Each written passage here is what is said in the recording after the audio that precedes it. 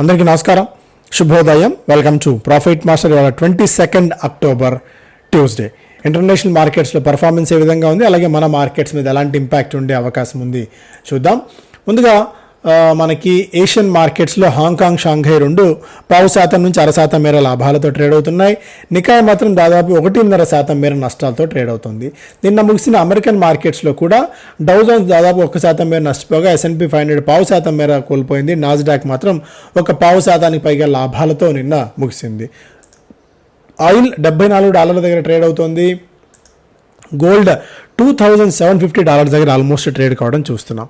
So ఇవాళ Asian markets నుంచి వస్తున్న సంకేతాలను బట్టి చూస్తే, ఎందుకంటే నిన్న కూడా చైనాలో వడ్డీ రేట్ల కోత విధించిన సంగతి మనకు తెలుసు. బట్ దాన్ని మార్కెట్స్ కొద్దిగా అంటే చైనీస్ మార్కెట్స్ పాజిటివ్గా తీసుకున్నాయి. ఓవరాల్ సినారియో మాత్రం కొద్దిగా బలహీనంగానే ఉంది ఇంటర్నేషనల్ మార్కెట్స్ నుంచి. And హుందాయ్ motor India's share set to start trading after the countries largest IPO. So అతిపెద్ద IPO దాదాపు 27-28 వేల కోట్ల రూపాయల IPO తర్వాత ఇవాళ హుందాయ్ లిస్ట్ కాబోతోంది మార్కెట్స్లో. అయితే grey market premium maximum 3 to 5% దాకా మాత్రమే ఉండవచ్చు, ప్రీమియంతో లిస్ట్ అయ్యే అవకాశాలు ఉన్నాయని. కాకపోతే మార్కెట్స్ కొద్దిగా బలహీనంగా కూడా ఉన్నాయి కాబట్టి విపరీతమైన సినారియో మనం ఎక్స్పెక్ట్ చేయలేకపోవచ్చు లాభాల పరంగా చూసుకున్నట్టయితే. బట్ ఇప్పుడే ఎగబడి కొనాల్సిన అవసరం లేదు. ఒకవేళ స్టాక్ పెరిగినా కూడా మేబీ ప్రైస్ డిస్కవరీ అయిన తర్వాత మాత్రమే మనం హుందాయ్లో మన ఫ్రెష్ ఎంట్రీ తీసుకోవచ్చు. బట్ అంతవరకు ఆవేశపడి కొత్తగా స్టాక్ కొనుగోలు చేయాల్సిన అవసరం అయితే ఏమీ లేదు. సో మనకి ఇంకొకటి, India China reach pact to resolve border conflict, Indian foreign ministers ఇస్. సో బార్డర్ ఇష్యూస్ని కొద్ది గొప్ప మనం సార్ట్అవుట్ చేసుకున్నట్టు కనిపిస్తోంది. కాకపోతే ఇదొక పాజిటివ్ అంశంగానే చూడాలి. ఎందుకంటే చాలా కాలం నుంచి బార్డర్ ఇష్యూస్ని మనం చైనాతో ఇబ్బందులు పడుతూనే ఉన్నాం, వాళ్ళు మనం. సో మేజర్గా మనల్ని ఇబ్బందులు పెడుతూనే ఉన్నారు. అయితే ఇప్పుడు రెండు దేశాల మధ్య అట్లీస్ట్ కొద్దిగా సయోధ్య రావడం అనేది ఒక పాజిటివ్ అంశంగా ఇక్కడ మనం చూడాలి. సో దీనివల్ల డిఫెన్స్ ఖర్చు కొద్దిగా మనం తగ్గించుకోవచ్చు. And especially geo political tensions ఎప్పుడైతే ఉంటాయో ఆ టెన్షన్స్ ఉన్నంత వరకు మార్కెట్స్ మీద దాని ఇంపాక్ట్ అయితే ఉంటుంది.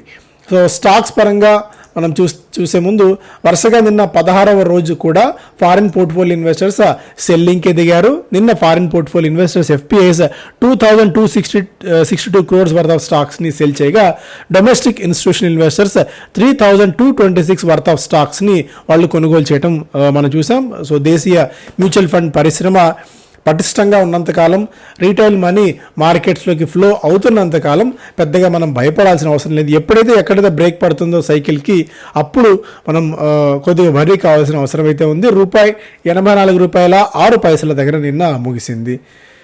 సో ఎర్నింగ్స్ పరంగా చూస్తేనేమో సిటీ యూనియన్ బ్యాంక్ ప్రాఫిట్ 1.42% పెరిగింది. నెట్ NPA 1.87 నుంచి 1.62%కి కొద్దిగా తగ్గటం. Bajaj housing finance net interest income 13% దాకా పెరిగింది. రెవెన్యూ ఫ్రమ్ ఆపరేషన్స్ 26% దాకా పెరగక ప్రాఫిట్ 21% మేర వృద్ధి చెందింది. మహీంద్రా లాజిస్టిక్స్ రెవెన్యూ 12% మేర పెరిగింది. నెట్ లాస్ 16 కోట్ల రూపాయల నుంచి గతంలో ఇది 11 కోట్ల రూపాయల నికర నష్టాలని కంపెనీ అనౌన్స్ చేసింది. సుప్రీం పెట్రోకెమ్ రెవెన్యూ 18% పెరిగింది. నెట్ ప్రాఫిట్ దాదాపు 16% మేర పెరిగింది. బాలు ఫోర్జ్ రెవెన్యూ 61% మేర పెరగక నెట్ ప్రాఫిట్ దాదాపు 110% మేర పెరిగింది. ఎబిటా మార్జిన్స్ కూడా 7.63% మేర పెరగడం అనేది గమనార్హం. సో ఈ స్టాక్ని కొద్దిగా గమనంలో పెట్టుకోండి. 361 వ్యామ్ ఇన్కమ్ 43% మేర పెరిగింది. ప్రాఫిట్ 32% మేర. Union Bank of India net profit 34% మేర పెరిగింది. అలాగే Raj Ratan Global Wires profit 2.5% మేర క్షీణించింది. సైన్ DLM ప్రాఫిట్స్ 5% మేర పెరగటం మనం చూడవచ్చు. ఇక ఇవాళ రిజల్ట్స్ అనౌన్స్ చేయబోతున్న కంపెనీస్లో చాలా కంపెనీస్ ఉన్నాయి. Aditya Birla Real Estate, Adani Energy, Adani Green, Amber నిన్న స్టాక్లో జంప్ చూసాం. మేబీ ముందే రిజల్ట్స్ని మార్కెట్ ఎక్స్పెక్ట్ చేసినట్టుంది. Bajaj Finance, Can Fin Homes, Chennai Petro, Goodyear, అలాగే Huhtamaki, IIFL Securities, ICICI Securities, Maxfin, Olectra Green Tech, Paytm, Persistent. Paytm results announce అయ్యాయా already? And Varun Beverages, Zensar, Zomato results ఉన్నాయి. Stocks పరంగా EPACK Durable, the company entered into agreement with global leader in consumer electronics and home appliances Hisense to manufacture air conditions and home appliances in India for the world. అదొకటి. Sona BLW forgings హర్యానాలో కొత్త ప్లాంట్ని inaugurate చేసింది. Shriram finance, the company received RBI's nod to sell Shriram housing ఫైనాన్స్ని Warburg పింకస్ని Warburg affiliate company Mango క్రిస్ట్కి విక్రయించడానికి RBI నుంచి అనుమతి లభించింది శ్రీరామ్ ఫైనాన్స్కి. ఓకే, ఇవి. అండ్ ఓలా ఎలక్ట్రిక్ చెప్తోంది వచ్చిన కంప్లైంట్స్లో 99.1% క్లియర్ చేశామని చెప్పి వెల్లడించింది. అండ్ మిగిలిన స్టాక్స్ పరంగా ఒకసారి చూస్తే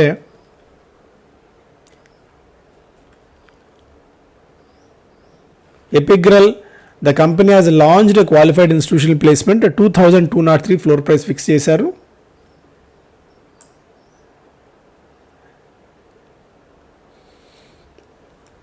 రాయల్ ఎన్ఫీల్డ్ బంగ్లాదేశ్లో ఫ్లాగ్షిప్ స్టోర్ని ఒకటి స్టార్ట్ చేసింది. సో ఇవి ప్రధానమైన వార్తలు. ఎకనామిక్ టైమ్స్ ఫస్ట్ పేజ్లో ఎన్విడియా చీఫ్తో ప్రధానమంత్రి మోడీ గత ఏడాది భేటీ అయిన తర్వాత Huang company offers to jointly develop chip మ్యానుఫ్యాక్చరింగ్ని చిప్ని ఇండియాలో తయారు చేయడానికి ఎన్విడియా సిద్ధమవుతోంది అన్నట్టుగా కూడా ఒక వార్త. Hire calling China company scouts for India type. So ఇండియాతో tie up పెట్టుకోవడానికి హైర్ మనకి ప్రయత్నాలు చేస్తోంది అన్నట్టుగా కూడా ఒక వార్త. ఎల్జీ సామ్సంగ్ తర్వాత ఇండియాలో మూడవ అతిపెద్ద కంపెనీ హైర్. సో ఎలక్ట్రానిక్ వస్తువులు వైట్ గూడ్స్ మ్యానుఫ్యాక్చర్ చేస్తున్న సంగతి మనకు తెలుసు. సో ఇండియాతో అవసరమైతే 26 నుంచి 49% పార్ట్నర్షిప్తో జాయింట్ వెంచర్ని లోకల్గా ఎవరైనా హైర్ చేసుకొని ఇప్పుడు ఎలా అయితే ఎంజీ జేఎస్డబ్ల్యూతో గ్రూప్తో టైఅప్ పెట్టుకుందో అలా వీళ్ళు కూడా ఒక దేశీయ కంపెనీతో టైఅప్ పెట్టుకొని వస్తువులను విక్రయించాలని చెప్పి ఈ చైనా కంపెనీ భావిస్తోంది. సో ఫస్ట్ పేలో ఇది. Noel Tata Chandra get off on right foot in the first meet. So ఇద్దరి మధ్య ఏదైనా విభేదాలు ఉండవచ్చేమో, క్లాషెస్ ఉండవచ్చేమో అని చెప్పి అనుకున్నారు. బట్ ఫస్ట్ మీటింగ్లో ఎలాంటిది ఏం లేదు, ఒక క్యాజువల్ మీటింగ్ మాత్రమే జరిగింది అన్నట్టుగా కూడా ఒక వార్త. అండ్ ఈక్విటీ మ్యూచువల్ ఫండ్స్ సహీ హై సే investors nearly double inflows to 4.3 lakh crores. September నెలలో ease of investment and hot run in last 3-4 years among top drivers. ఇక్కడ equity oriented mutual funds assets under management దాదాపు 50.23 లక్షల కోట్లు, గత ఏడాది 32.37 ఉండేది. అది చాలా స్ట్రాంగ్గా పెరగటం మనం చూస్తున్నాము. సో భారీ ఎత్తున number of unique investor accounts 4.04 కోట్ల నుంచి 5.1 కోట్లకు పెరిగింది. మ్యూచువల్ ఫండ్స్లో ఇన్వెస్ట్మెంట్స్ చేస్తున్న వాళ్ళ సంఖ్య నానాటికి పెరుగుతూనే ఉంది. సో ఇదొక మేజర్ అండ్ పాజిటివ్ అంశం. వీళ్ళ ఫారిన్ పోర్ట్ఫోలియో ఇన్వెస్టర్స్ వరుసగా 16వ రోజు కూడా మార్కెట్స్ నుంచి ఉపసంహరించుకున్నాయి. ఇప్పటివరకు ఏ నెలలో కూడా 80,000 కోట్ల రూపాయల మేర ఉపసంహరించుకున్న దాఖలాలు లేవు. బట్ అలా 80,000 కోట్ల రూపాయలు దాదాపు $10 బిలియన్ వరకు విక్రయించేసినప్పటికీ కూడా మనం ఇంకా నిలబడి ఉన్నాము, నిలదొక్కుని ఉన్నాము అంటే మాత్రం కేవలం రీటైల్ ఇన్వెస్టర్స్ మనీ ఒక్కటే శ్రీరామ రక్షగా మన మార్కెట్స్కి ఉంది. అది ఉన్నంత వరకు మనం ఇబ్బంది పడాల్సిన అవసరం లేదన్నట్టుగా కూడా అక్కడ మనం చూడవచ్చు. సో ఆ ఒక ఎఫెక్టే మన మార్కెట్స్ని ఇంకా ముందుకు తీసుకెళ్తోంది. And weak Q2 concerns over asset quality drag private banks. So private బ్యాంక్స్లో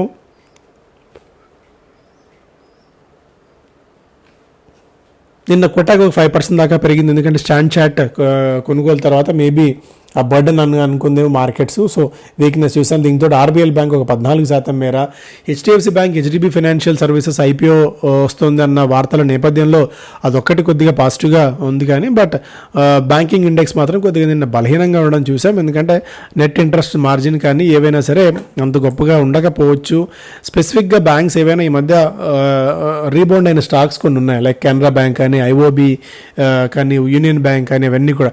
so వాటిలో కూడా మంచి గట్టి ప్రాఫిట్ బుకింగ్ వచ్చింది. ఎందుకంటే లోయర్ లెవెల్ నుంచి అనూహ్యంగా పెరిగే అసెట్ క్వాలిటీ ఎంత చేంజ్ చేసుకున్నప్పటికీ కూడా వాల్యుయేషన్స్ పాయింట్ ఆఫ్ వ్యూలో డీసెంట్ వాల్యుయేషన్స్ ఉన్నాయని అనుకుంటున్న తరుణంలో ఈ స్టాక్స్లో అయితే వీక్నెస్ అయితే మనం చూస్తున్నాము, బ్యాంకింగ్ స్టాక్స్లో కూడా. అండ్ నివా బూపా పరాస్ హెల్త్కి సెబీ నుంచి అనుమతి లభించింది ఐపీఓస్ రావడానికి. అఫ్కాన్స్ ఇన్ఫ్రా సో దేశంలోనే అతిపెద్ద ఇవి తీసుకొచ్చాం మేము ప్రపంచంలో వ్యాప్తంగా కూడా అని చెప్పి ఆఫ్ఘాన్స్ ఎకనామిక్ టైమ్స్ ఫస్ట్ పేజ్లో చూసాం, చినాబ్ రైల్వే బ్రిడ్జ్ నిర్మించాము, అలాగే ఘనాలో ఒక అతిపెద్ద రైల్వే ప్రాజెక్ట్ని నిర్మించాము, అండ్ అటల్ టనల్ భాగస్వామ్యం అయ్యాము, జాంబియాలో రోడ్స్ నిర్మించాము. ఇలా వాళ్ళ గొప్పదనాలను చెప్పుకుంటూ యాడ్స్ అయితే కంపెనీ ఇచ్చింది. అండ్ స్ట్రాంగ్గా ప్లేయర్ అని చెప్పుకునే ప్రయత్నం అయితే చేసింది. ఎకనామిక్ టైమ్స్ ఫస్ట్ పేజ్లో కూడా red October FPIs stock cell of at 81,000 crores highest in a month. అది ఇంతకుముందు కూడా మనం బిజినెస్ స్టాండర్డ్లో కూడా వచ్చిన విషయం మాట్లాడుకున్నాము. అండ్ 361 వెల్త్ ప్యాట్ 33% మేర పెరిగింది. వారీ ఇంజనీర్స్ డే వన్లోనే ఫుల్ సబ్స్క్రైబ్ అయింది, దాదాపు 3.3 రెట్లు సబ్స్క్రైబ్ అవ్వడం అయితే చూసాము. Non institutional portion 8 times over subscribe అయ్యగా రీటైల్ పోర్షన్ 3.16 రెట్లు సబ్స్క్రైబ్ అయింది. LNT outbids BHEL for 40,000 crores NTPC tender. NTPC 40,000 కోట్ల టెండర్కి బిహెచ్ఎల్ ఒకటే ఉండేది, మిగిలిన ప్రైవేట్ ప్లేయర్స్ పెద్దగా పార్టిసిపేట్ చేయలేదు. కొద్దిగా రూల్స్ సడలించిన తరుణంలో ఎల్ఎన్టీ కూడా ముందుకు దూకింది ఈ టెండర్లో పార్టిసిపేట్ చేస్తూ. అల్ట్రాటెక్ ప్రాఫిట్ 36% మేర క్షీణించింది. Cement company expects double digit growth improvement in profitability next. So రెండవ అర్ధభాగంలో మేబీ రికవరీ ఉండవచ్చని చెప్పి భావిస్తున్నారు. Centre's mega bus mission to drive 1 lakh e buses across 65 cities. దాదాపు 175,000 కోట్ల రూపాయలతో ఎలక్ట్రిక్ బస్సులను 1,00,000 ఎలక్ట్రిక్ బస్సులను రాబోయే 5 ఏళ్లలో తీసుకురావాలని చెప్పి ప్రభుత్వం భావిస్తుంది. సో ఇప్పుడు మనకున్న స్పేస్లో ఏమైనా ఉన్నాయంటే కొద్దిగా జేబీఎం ఆటో కానీ లేకపోతే మెగా వాళ్ళ కంపెనీ ఎలక్ట్రా గ్రీన్ టెక్ మాత్రమే కనిపిస్తున్నాయి. సో ఇంకొకటి 2 ప్లేయర్స్ తప్ప. సో చూద్దాం ఏ మేరకు ఇవి వాళ్ళకు బెనిఫిట్ అవుతాయో కూడా. ఎఫ్పిఐస్ గురించి ఆల్రెడీ మనం మాట్లాడుకున్నాం. బిజినెస్ స్టాండర్డ్లో సిపిఎస్సి డివిడెంట్ ఈసారి రికార్డు స్థాయిలో ఉంటుందని చెప్పి ఒక అంచనా. RBI report confident of festive Boost to economy. So అందరి ఆలోచన ఫెస్టివ్ బూస్ట్ మీదే ఉంది. సో ఇది ఏ మేరకు సఫలీకృతం అవుతుందో కూడా చూద్దాం. సువెన్ ఫార్మా 3 నెలల్లో 55% మేర పెరిగి ఆల్ టైమ్ హిట్ అయింది స్టాక్. యాంబర్లో నిన్న 18% మేర జంప్ చూసాం. మహారాష్ట్ర స్కూటర్స్ 6.5%. తేజస్ నెట్వర్క్స్ మంచి రిజల్ట్స్ తర్వాత 10-11% మేర పెరిగింది. వాల్యూమ్స్ కూడా 28 రెట్లు అధికంగా పెరిగాయి. రేమాండ్స్ లైఫ్ స్టైల్ స్టాక్ 5.5% మేర పెరిగింది. మోతిలాల్ ఓస్వాల్ ఈ స్టాక్కి బై రేటింగ్ ఇచ్చింది. టాటా కన్స్యూమర్ వీక్నెస్ మనం చూసాం, ఒక 10% మేర పతనం అయింది. సో ఇప్పటికిప్పుడు ఫ్రెష్ బయింగ్ అయితే వద్దని చెప్పి కూడా టెక్నికల్ ఎక్స్పర్ట్స్ చెప్తున్నారు. నేను ఆర్పి గారి వీడియో కూడా ఒకసారి మీరు నిశ్చితంగా పరిశీలించండి. అండ్ దివాళీకి సంబంధించిన ఇది మనం మీరు చూస్తూనే ఉన్నారు, ఒక మంచి కార్యక్రమం. సో అటెండ్ అయ్యే ప్రయత్నం అవ్వండి. చాలా అంశాలు మనం అంటే ఇప్పుడు డిస్కస్ చేస్తున్న వాటిల్లో మెజారిటీ ఆఫ్ ది అంశాలన్నీ కూడా మనం మాట్లాడుకుంటాము. సో స్పెసిఫిక్ అజెండా దీనికి ఫిక్స్ చేయడం జరిగింది. సో ఈ దీపావళి నుంచి వచ్చే దీపావళికి ఎలాంటి ప్లాన్స్ ఉండాలి, ఎలాంటి ఇప్పుడున్న మార్కెట్ అంటే ఎప్పటికప్పుడు డైనమిక్స్ మారుతున్న తరుణంలో ఆ డైనమిక్స్ మనం ఎలా అర్థం చేసుకోవాలన్న అంశాలతో పాటు మరిన్ని అంశాలు కూడా మనం ఈ కార్యక్రమంలో మాట్లాడుకుంటాం. సో సాధ్యమైనంతగా రిజిస్టర్ చేసుకునే ప్రయత్నం చేయండి. ఎస్పెషల్లీ విదేశాల్లో ఉన్న వాళ్ళు ఆన్లైన్ సెషన్ పెట్టాలని చెప్పి చాలా కాలం నుంచి అడుగుతున్నారు. సో మీరందరూ కూడా రిజిస్టర్ చేసుకునే ప్రయత్నం చేయండి ఈ సెషన్కి. వివరాలని కూడా మీకు profitmaster.in వెబ్సైట్లో ఉంటాయి, లేదంటే ఈ నెంబర్స్కి మీరు వాట్సాప్ పంపించి కూడా మీరు వివరాలు తెలుసుకోవచ్చు. Thank you so much.